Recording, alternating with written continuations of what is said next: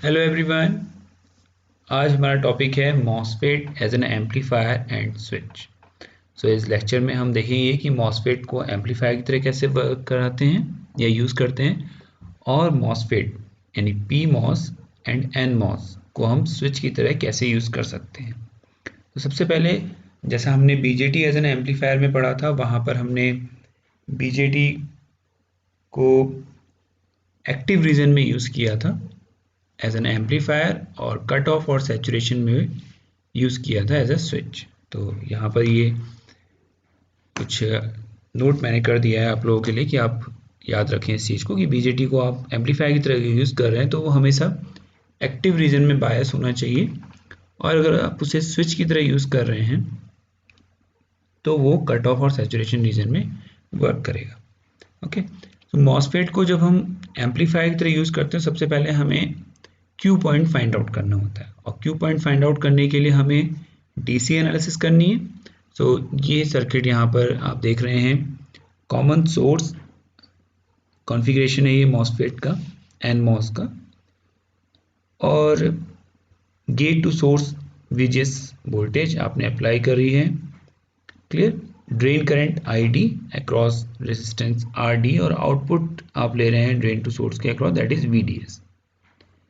तो simple KVL equation हम यहाँ अप्लाई कर सकते हैं। केवीएल केसीएल हमने यहाँ अप्लाई किया तो हमें वोल्टेज वीडीएस इक्वल टू मिला वीडीडी माइनस आईडी आरडी, और वहाँ से हमने आईडी की वैल्यू फाइंड आउट कर ली, that is equal to VDD upon RD minus VDS upon RD.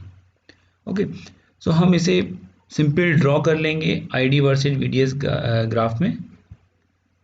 तो जब भी हम लोड लाइन एनालिसिस करते हैं, जैसे हमने डायोड में पढ़ा, बीजेटी के केस में पढ़ा, वैसे ही मॉसफेट के लिए हम लोड लाइन ड्रॉ करेंगे। एक बार हम ड्रेन करंट की वैल्यू को 0 पुट करेंगे, और एक बार हम वीडीएस की वैल्यू को 0 पुट करेंगे। तो सपोज अगर मैं आईडी की वैल्यू 0 पुट करता हूं तो देखिए वीडीएस इक्वल टू क्या हो जाएगा, वीडीडी, सिंपल। और अगर मैं एक बार वीडीएस की वैल्यू 0 करता हूं तो आईडी इक्वल टू हो जाएगा वीडीडी अपॉन आरडी। सो यहाँ पर आपने वैल्यू पुट कर दी वीडीडी अपॉन आरडी, और ये वैल्यू हो गई आपकी वीडीडी। अब आप अपने कैरेक्टरिस्टिक्स कर्व ड्रॉ करेंगे आईडी और वीडीएस के बीच में, और जहाँ पे एक्यूरेटली वो आपकी लोड लाइन को कट कर रहा होगा, जिससे कि आपका सिग्नल क्लिप ना हो जब आप स्मॉल सिग्नल अप्लाई करें उस क्यू पॉइंट के अक्रॉस, अपने ऑपरेटिंग पॉइंट के अक्रॉस। तो ये आप जब कट करते हैं इन कर्व्स को, तो वो कुछ पॉइंट्स पे आपके लोड लाइन पे कट करता है। तो यहाँ पे हमने इस पॉइंट को कंसीडर किया, ये आपका क्यू पॉइंट है, ऑपरेटिंग पॉइंट है, और आई क्यू करंट की वैल्यू है, और वी डी एस क्यू आपके वोल्टेज की वैल्यू है। ओके, सो इस पॉइंट के अक्रॉस आप अपने स्मॉल सिग्नल को अप्लाई करेंगे। मॉसफेट को जब भी हम एज एन एम्पलीफायर यूज़ करेंगे तो डेफिनेटली हम नेक्स्ट लेक्चर में इसका डेरिवेशन सॉल्व करेंगे, और वहाँ देखेंगे कि हम नॉन लीनियर टर्म्स को एक्सक्लूड कर देते हैं, और सिंपल लीनियर टर्म को, मींस हम लीनियर रीजन की बात करते हैं जहाँ पे आउटपुट और इनपुट वोल्टेज के बीच में लीनियर रिलेशनशिप हो। सो हमारा मॉसफेट एम्पलीफायर की तरह वर्क सिर्फ उस लीनियर रीजन में ही करेगा। देखिए इस फिगर में ये आउटपुट वोल्टेज और इनपुट वोल्टेज के बीच का कर्व है। सो ये जो रीजन है आपका, ये लीनियर बिहेवियर शो कर रहा है आउटपुट और इनपुट के बीच में। तो आपने जो अपना स्मॉल सिग्नल अप्लाई किया है, वो स्मॉल सिग्नल आपने इस रीजन में अप्लाई किया, और ये कौन सी रीजन के अंदर आता है, ये आता है आपका सैचुरेशन रीजन के अंदर। तो मॉसफेट को जब भी आप एम्पलीफायर की तरह यूज़ करेंगे तो वो आपका सैचुरेशन रीजन होगा, और जब भी आप उसे स्विच की तरह यूज़ करेंगे तो वो आप कट ऑफ रीजन में या ट्रायोड रीजन में यूज़ कर सकते हैं। तो सिंपल आपने इस क्यू पॉइंट के अक्रॉस स्मॉल सिग्नल को अप्लाई किया। जैसा हमने बीजेटी में गेन का फॉर्मूला ड्राइव किया था, वैसे ही मॉसफेट के केस में गेन का फॉर्मूला होता है minus G M into R D, जहाँ पे आर डी आपका ड्रेन रेसिस्टेंस है और जी एम आपका ट्रांसकंडक्टेंस। नेगेटिव, तो जो नेगेटिव साइन है वो ये शो करता है कि आपके इनपुट और आउटपुट सिग्नल्स में क्या फेज डिफरेंस है, तो यहाँ पर 180 डिग्री का फेज शिफ्ट है, जिसकी वजह से नेगेटिव साइन आपकी गेन टर्म में आ रहा है। ओके, सो वो जो गेन होता है -GM इंटू RT, वो ये शो करता है कि आपका फेज डिफरेंस है इनपुट और आउटपुट के बीच में, गेन आपका नेगेटिव नहीं होता। क्लियर? सो गेन डिक्रीज नहीं हो रहा है, आपको एम्पलीफिकेशन चाहिए यहाँ पे।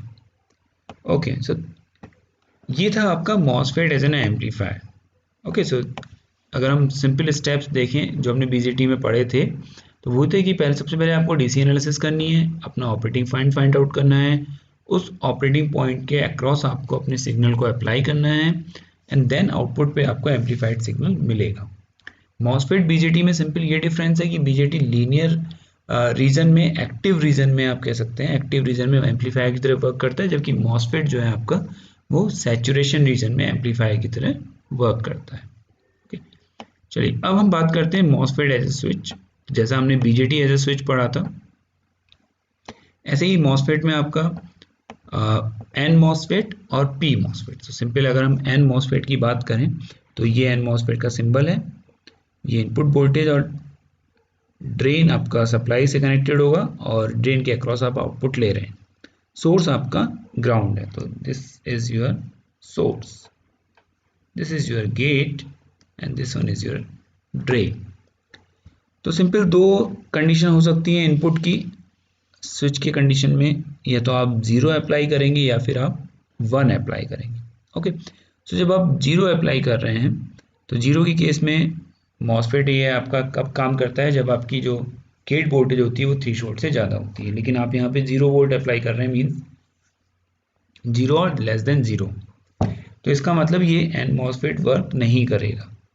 सो अगर ये N MOSFET वर्क नहीं करेगा तो ये किसकी तरह बिहेव करेगा, ओपन की तरह, open circuit. So of condition, कोई चैनल फॉर्म नहीं होगा, ओपन रहेगा, इट मीन ड्रेन और सोर्स के बीच में कोई रिलेशन नहीं होगा। तो अगर हम इसे सिंपल इस तरीके से रिप्रेजेंट करें तो ये ड्रेन टर्मिनल है, ये सोर्स टर्मिनल है, इनके बीच में कोई रिलेशन नहीं है। सो ये ड्रेन, ये सोर्स, इनके बीच में कोई रिलेशन नहीं है। इट मीन्स आपका जो आउटपुट है वो किससे कनेक्ट है, सप्लाई से। सो आपका जो आउटपुट है वी आउट जो है वो सीधे आपका VDD सप्लाई से कनेक्टेड है। तो सिंपल, जब भी आप लेस देन 0 और 0 वोल्ट अप्लाई करेंगे तो आपका आउटपुट VDD के बराबर होगा। दूसरी कंडीशन, जब आप हाई वोल्टेज अप्लाई कर रहे हैं, तो देखिए यहाँ पे आपने लो वोल्टेज मीन्स 0 अप्लाई किया, आपको आउटपुट पे क्या मिला, 1। ओके, दूसरी कंडीशन, जब आपकी इनपुट वोल्टेज हाई है means 5 volt maximum, it means greater than 0 है, तो आपका जो MOSFET है, N MOSFET है, वो किस तरीके से काम करेगा, शॉर्ट सर्किट। तो वो शॉर्ट हो गया। देखिए ये आपका अगर ड्रेन रीजन है, ये सोर्स रीजन है, तो देखिए ये शॉर्ट हो गया यहाँ पे।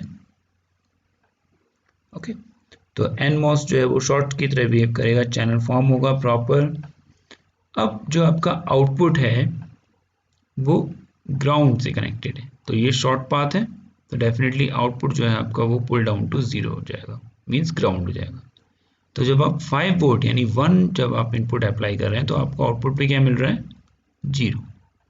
तो यही फंडा है आपका NMOS एज ए स्विच। तो आप जब 0 अप्लाई कर रहे हैं तो आपको 1 मिलेगा, जब आप 1 अप्लाई करेंगे तो आपको 0 मिलेगा। ओके, सो आई होप ये पॉइंट आपको क्लियर हो गया होगा कि MOSFET एज अ स्विच कैसे काम करता है। स्पेशल अगर हम NMOS की बात कर रहे हैं तो जब हम 0 वोल्ट देंगे तो हमारा MOSFET काम नहीं करेगा, हमें आउटपुट पे 1 मिलेगा, और जब हम इनपुट पे 1 अप्लाई करेंगे तो हमारा MOSFET शॉर्ट सर्किट हो जाएगा और आपको आउटपुट पे 0 मिलेगा। ओके, अब बात करते हैं हम PMOS की।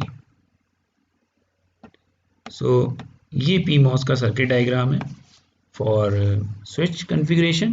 तो देखिए ये जो सिंबल है ये सर्किल रिप्रेजेंट कर रहा है कि ये PMOS है। एक जो डिफरेंस होता है दोनों ही सर्किट्स में वो ये होता है कि यहाँ आप ड्रेन के अक्रॉस आउटपुट ले रहे हैं। ओके, ड्रेन आपका सप्लाई से कनेक्टेड है, VDD सप्लाई से कनेक्टेड है RD के अक्रॉस इस तरीके से, बट PMOS में आपका सोर्स कनेक्ट होता है सप्लाई से।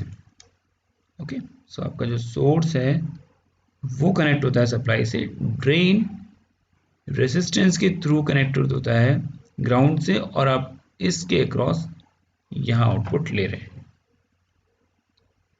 क्लियर?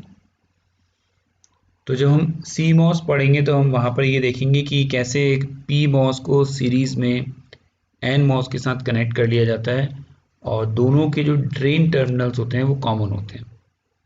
ओके, तो यही रीज़न है PMOS और NMOS जो कन्फिगरेशन हम यहाँ इन्वर्टर की तरह यूज़ कर रहे हैं, तो उसको मर्ज करके हम वहाँ पर CMOS कैसे बनाते हैं। तो जब हम CMOS पढ़ेंगे तो हम उसकी वर्किंग में समझेंगे। फिलहाल सोर्स के अक्रॉस आपने पोटेंशियल अप्लाई किया है VSS, और ड्रेन को आपने ग्राउंड से कनेक्ट किया है with the help of resistance RD। Clear? Same conditions होंगी जैसा आपका NMOS के केस में था कि एक बार आप इनपुट लेस देन 0 लेंगे और एक बार इनपुट ग्रेटर देन 0 लेंगे। ओके, सो input less than 0 means logic 0, और PMOS कब काम करता है? जब इसके अक्रॉस नेगेटिव पोटेंशियल हम अप्लाई करते हैं। ओके, तो लॉजिक 0 और लेस देन 0 मीन्स नेगेटिव। तो देखिए क्या होगा, जब आप लेस देन 0 वोल्ट अप्लाई करेंगे यानी कि नेगेटिव वोल्टेज अप्लाई करेंगे तो ये PMOS ऑन हो जाएगा, और ये PMOS जब ऑन हो जाएगा तो किस तरह बिहेव करेगा? शॉर्ट सर्किट की तरह। तो देखिए ये शॉर्ट सर्किट हो गया। तो अगर सपोज ये आपका सोर्स है और ये आपका ड्रेन है, तो देखिए क्या होगा, ये सोर्स ड्रेन आपस में शॉर्ट हो गए। ड्रेन आपका रेसिस्टेंस के थ्रू कनेक्टेड है ग्राउंड से, और यहाँ पे आप आउटपुट ले रहे हैं, तो डेफिनेटली शॉर्ट पाथ कौन सा है? किसका रेजिस्टेंस कम है? इस रीजन का। ओके, तो आपका जो आउटपुट होगा वो किसके बराबर होगा? सप्लाई वोल्टेज के। तो यानी कि जब आप 0 वोल्ट अप्लाई कर रहे हैं, लॉजिक 0 आप अप्लाई कर रहे हैं, तो आपका आउटपुट क्या आ रहा है? High. Okay, so this is logic 0, so -5 volt, और आपको जो आउटपुट मिलेगा that is output that is VS। Okay, so just opposite है आपका NMOS से। तो एक बार और आप समझिए कि आपने यहाँ पे नेगेटिव वोल्टेज अप्लाई किया, तो नेगेटिव वोल्टेज आपने अप्लाई किया तो मॉसफेट आपका ऑन हो जाएगा, तो शॉर्ट सर्किट बिहेव करेगा, तो डेफिनेटली आउटपुट पे जो वोल्टेज मिलेगा वो आपको सप्लाई वोल्टेज मिलेगा। ओके, तो सप्लाई वोल्टेज आउटपुट पे मिल रहा है, और नेगेटिव लेवल्स और लेस देन 0 जो वोल्टेज है वो सारे के सारे PMOS के लिए लॉजिक 0 होंगे। Logic 1 means 0 volt. अगर आप 0 वोल्ट की बात करेंगे या 0 से ऊपर वोल्ट कर रहे हैं तो आपका ये मॉसफेट काम नहीं करेगा। PMOSFET वो ओपन रहेगा, ऑफ रहेगा, तो डेफिनेटली वो कुछ इस तरीके से बिहेव करेगा। क्लियर? तो इस तरीके से बिहेव करेगा, तो सोर्स और ड्रेन के बीच में कोई कनेक्शन नहीं है।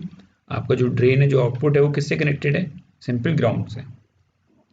तो आपको क्या मिलेगा? 0।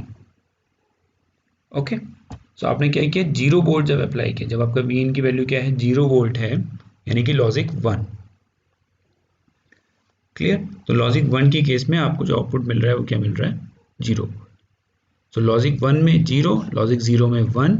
इसी तरीके से NMOS की बात आप करेंगे तो लॉजिक 0 जब आप अप्लाई करेंगे तो आपको आउटपुट मिलेगा 1, और जब आप लॉजिक 1 अप्लाई करेंगे तो आपको आउटपुट मिलेगा 0। सो आज के लेक्चर में हमने मॉसफेट एज एन एम्पलीफायर कैसे यूज़ करते हैं, कैसे DC एनालिसिस करके क्यू पॉइंट फाइंड आउट करते हैं, देन उसके अक्रॉस हम अपने इनपुट सिग्नल को अप्लाई करते हैं, ये हमने देखा। देन हमने देखा कि मॉसफेट में PMOS एंड NMOS दोनों ही स्विच की तरह, इन्वर्टर की तरह कैसे वर्क करते हैं। तो ये हम जब डिजिटल डिज़ाइनिंग पढ़ते हैं या फिर जब हम CMOS सर्किट्स डिज़ाइन पढ़ेंगे, VLSI में भी हम इन सब चीज़ों को पढ़ेंगे, तो वहाँ हम देखेंगे इनकी वर्किंग कि किस तरीके से ट्रांजिशन होता है, और कैसे आपके basic logic gates like AND gate, NAND gate OR gate, XOR gate, जो भी आपके बेसिक लॉजिक गेट्स हैं वो किस तरीके से हम इम्प्लीमेंट करते हैं with the help of CMOS। Okay, so आज के लेक्चर के लिए इतना ही। Thank you.